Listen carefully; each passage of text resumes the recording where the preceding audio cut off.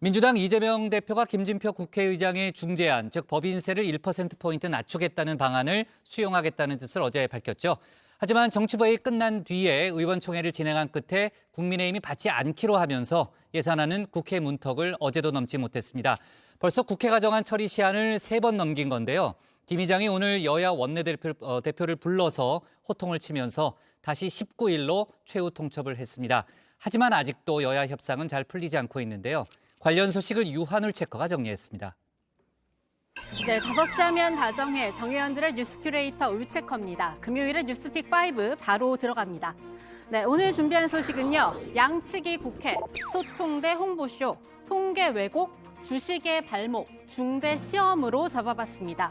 알만한 사람은 다 아는 국민 거짓말송입니다. 바로 god의 거짓말인데요. 어쩔 수 없이 떠나보내야 하는 연인에게 잘가, 행복해, 나를 잊어줘. 계속 거짓말을 하죠. 계속 거짓말을 하는 건 국회도 마찬가지입니다. 김진표 국회의장의 어제 이 말도 결국 거짓말이 됐습니다. 박홍근 원내대표, 주호영 원내대표 두 분이 추경호 경제부총리와 함께 어려운 협상하시느라고 고생이 많으셨는데 두 분 모두 오늘은 국민들에게 좀 좋은 소식을 주어야 한다 하는 점 잘 알고 계시리라고 생각합니다.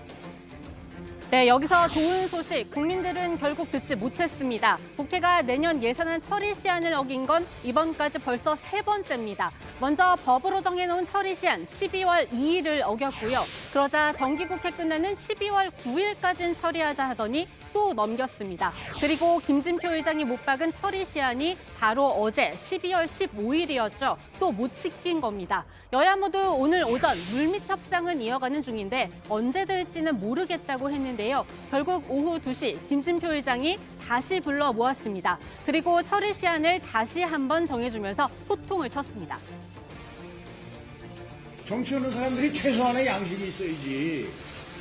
아니 이거를 마치 우리 경제를 살려내고 취약계층을 도우려고 하는 이 수레바퀴를 국회가 붙잡고 늘어지고 못 굴러가게 하는 거 아닙니까 이게. 뭐 내가 내놓은 중재안에 연연하지 않아요. 오늘이라도 여야가 두 분이 정부하고 협의해서 합의안을 좀 발표해 주시고 오늘이라도 주말에 이 모든 준비를 거쳐서 아무리 늦어도 월요일은 통과시켜야지. 네, 국회가 양측의 수년이 된 이유, 제가 어제 전해드린 대로 김 의장의 중재안 최최종이 예산안 진짜 최종이 되지 못했기 때문입니다.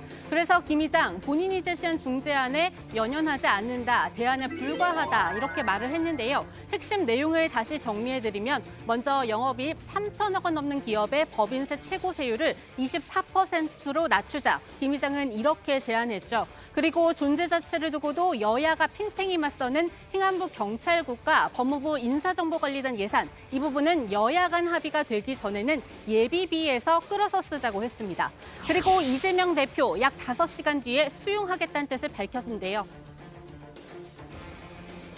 우리 민주당은 고심 끝에 대승적 차원에서 이번 국회의장의 뜻을 존중하고 중재안을 받아들이기로 했습니다.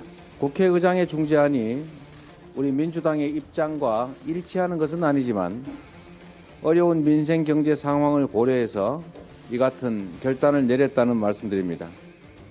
이 대표가 이 긴급 기자회견을 열 때 주호영 원내대표는 윤 대통령이 주재하는 국정과제 점검회의에 참석하고 있었습니다. 이 문제에 대해 함께 논의해야 할 추경호 경제부총리 등도 이 자리에 있었죠. 대통령실과 정부 여당은 점검회의 마치고 곧바로 논의에 들어갔습니다. 그리고 국회에 돌아온 주호영 원내대표, 의원총회에 들어가기 전부터 부정적인 입장 밝혔습니다. 법인세 1% 낮춘다는 게 사실은 은발의 오줌 누기 아니겠습니까? 그냥 형식만 그런 것이지 실질적인 감세 혜택은 없는데 이 국제적으로 이 외국 직접 투자 유치 전쟁이 벌어진 상황에서 1% 내려가지고 그게 어떤 자극 효과가 있을지 그런 회의는 기본적으로 가지고 있습니다만은 그 2개 이외에도 아직까지 정리돼야 할 사안들이 워낙 많습니다. 네, 점검회의 뒤 논의에서 윤심을 확인하고 돌아왔기 때문으로 보입니다. 실제 김진표 의장의 중재안 내용 받아들이기 어렵다는 내용의 대통령실 관계자 발 보도는 어제 오늘 이어지고 있는데요. 의원총회 결과도 역시 중재안 수용 보류였습니다. 그런데 불가가 아닌 보류입니다. 그 이유 주 원내대표는 이렇게 설명합니다.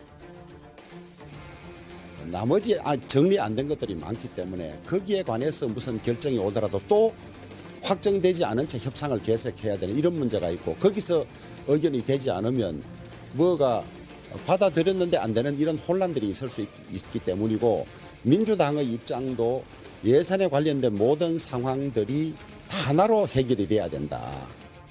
네, 주 원내대표는 그러면서 이 여야 간 쟁점이 6, 7개는 된다고 했습니다. 여기엔 지역화폐와 임대주택 예산 등도 들어가 있습니다. 소위 말하는 이재명표 예산입니다. 결국 행정국과 인사정보관리단, 이른바 윤석열표 예산과 이재명표 예산이 다시 맞붙는 모습입니다. 지역사랑 상품권 문제라든지 분양주택을 다 삭감을 하고 임대주택을 크게 늘리겠다라고 하는 민주당의 주장이 아직도 그대로 유지되고 있는 상황입니다. 왜 우리 청년들은 자기 집에서 살지 못하고 임대주택에서만 살아야 된다는 것이 정부 정책이 되어야 합니까? 더 이상 여당이 대통령실의 심부름꾼으로 전락하지 않기를 바랍니다. 왕조 시대도 아닌데 대통령의 만기 칠람으로 국회가 매번마다 제가 받듯 해서야 되겠습니까? 결국 양측의 소년이 돼버린 국회의 근본 원인, 윤 대통령과 이 대표의 신경전이라는 분석이 나옵니다. 내년 예산안을 국회에 제출하며 취지와 내용을 설명하는 국회 시정연설이죠. 윤 대통령은 이 직접 시정연설을 하겠다며 여의도를 찾았을 때부터 이미 조짐은 보였습니다. 이재명의 민주당은 윤 대통령의 연설을 보이콧했고요. 윤 대통령은 시정연설에서 야당과의 협치 일절 언급하지 않은 채 헌정사 관행이 무너졌다 이렇게 맹비난했습니다. 국회에 반복되는 거짓말에 가슴에 피멍이 드는 건 국민들입니다. 그래 이래했어 이래야만 했어 거짓말을 했어 내가 결국 너를 울리고 말았어 하지만 정부와 여당이 이런 방식으로 야당을 말살하고 폭력적 지배를 하겠다는 의지를 드러낸다면 이제 우리는 맞서 싸울 수밖에 없다. 국민과 함께 끝까지 싸우겠다 이렇게 선언합니다. 과거에 노태우 대통령 시절부터 지금까지 약 30몇 년간 헌정사의 하나의 관행으로 굳어져 온 것이 어제부로 무너졌기 때문에 국회를 위해서도 과연 그것이 바람직한 것인지에 대해서 생각해 볼 여지가 있습니다. 네, 두 번째 픽은 소통 대 홍보쇼입니다. 어제 생중계된 윤 대통령의 국정과제 점검회의, 당초 예정된 100분을 훌쩍 넘겨서 156분 동안 진행됐는데요. 그중 윤 대통령 답변만 50분이었습니다. 회의 말미에 윤 대통령 이렇게 흡족함도 드러냈습니다.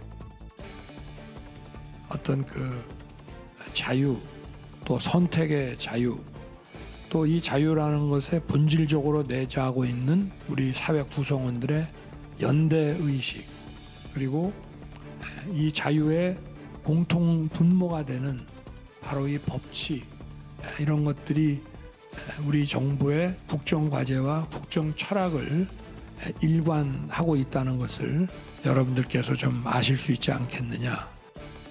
네, 윤 대통령의 이야기 종합해보면요. 전 정부 비판이 많았습니다. 부동산 정책, 제가 정부를 맡기 전에는 문제 많았다고 하면서요. 이재명 대표가 이 예산 전국에서 밀고 있는 공공임대주택 역시 선이 아니라고 했습니다.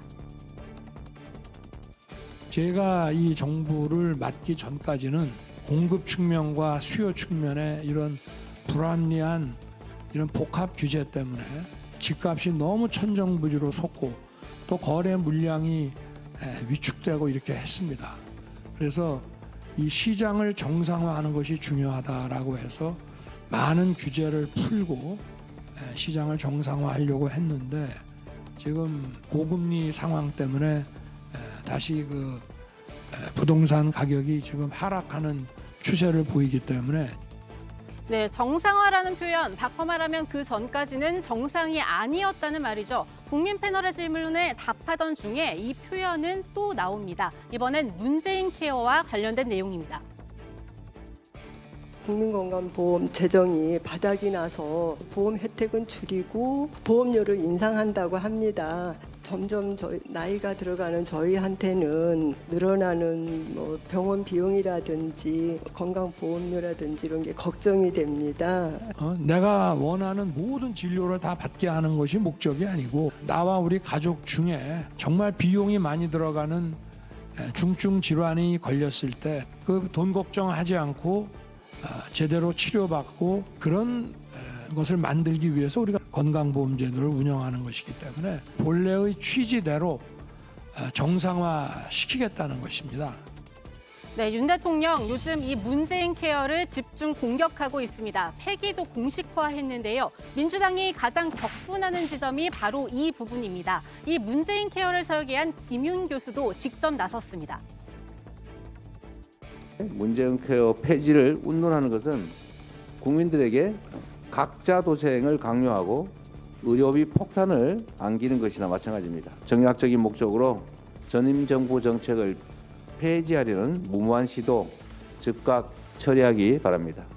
MRI나 초음파나 또는 기존에 그 건강보험이 적용되었지만 너무 비싸서 한 번만 검사할 수 있게 해주거나 한 건만 쓸 수 있게 해주는 그런 것들을 이제 2번, 3번 쓸 수 있게 해주는 방식으로 보장성을 확대했는데요. 후퇴시킨다면 국민들 입장에서는 진료비 부담이 늘어나고 필요한 치료나 검사를 못 받게 되는 상황이 되어서 네, 국민의힘은 청와대 영빈관에서 열린 이번 점검회의, 청와대를 돌려드린 약속 실천의 공간에서 국민 대표들과 함께 소통했다고 높이 평가했습니다.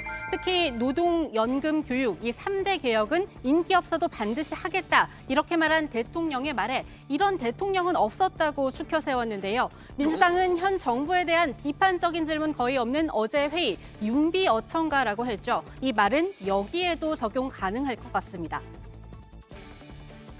이런 대통령은 나온 적이 없습니다. 저희 대통령, 저희 당에서 배출한 대통령이어서가 아니고 아무리 어려운 환경이 있더라도 이러한 욕을 먹고 정말 정권을 내놓을 각오를 해야 이런 말씀을 하시는데 이런 노동이나 연금 교육 개혁은 우리 국가의 가장 중요한 부분이거든요. 네. 대한민국이 당면한 문제들에 대한 심도 있는 대책은 찾을 수 없었고 국민을 들러리로 세운 전 정부 탓으로 시작해 윤비어천거로 끝난 국정 홍보쇼였습니다.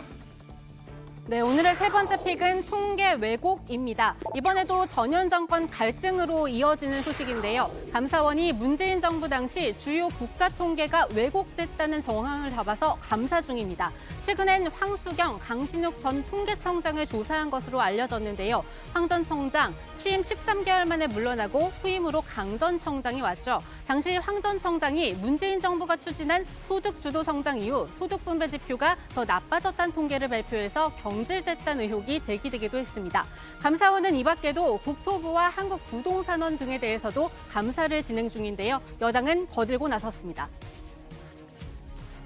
과거 김대혁 병풍 조작 사건, 드루킹 선거 조작 사건, 채널A 권한 유착 사건까지 민주당은 조작 없이는 아예 존재 자체가 불가능한 정당이었습니다. 민주주의를 지탱하는 언론도 조작하는데 권력 유지를 위한 통계 조작은 놀라운 일이 아닙니다. 그야말로 민주당이 민주당했다라고 표현할 수 있습니다. 네, 네 번째 픽은 주식의 발목입니다. 코로나의 겨울철 유행 한복판에서 백경란 질병관리청장이 사의를 표명했습니다. 백 청장은 바이오 관련 주식을 보유해 취임 당시부터 논란이 되었는데요. 결국 이 주식 보유 논란에 발목을 잡혔습니다. 윤 대통령은 후임으로 지영미 한국파스테르 연구소장을 내정했는데요. 지 소장 국제적인 감염병 전문가입니다. 또 윤 대통령의 55년 중마고 이철우 연세대 교수의 배우자이기도 합니다.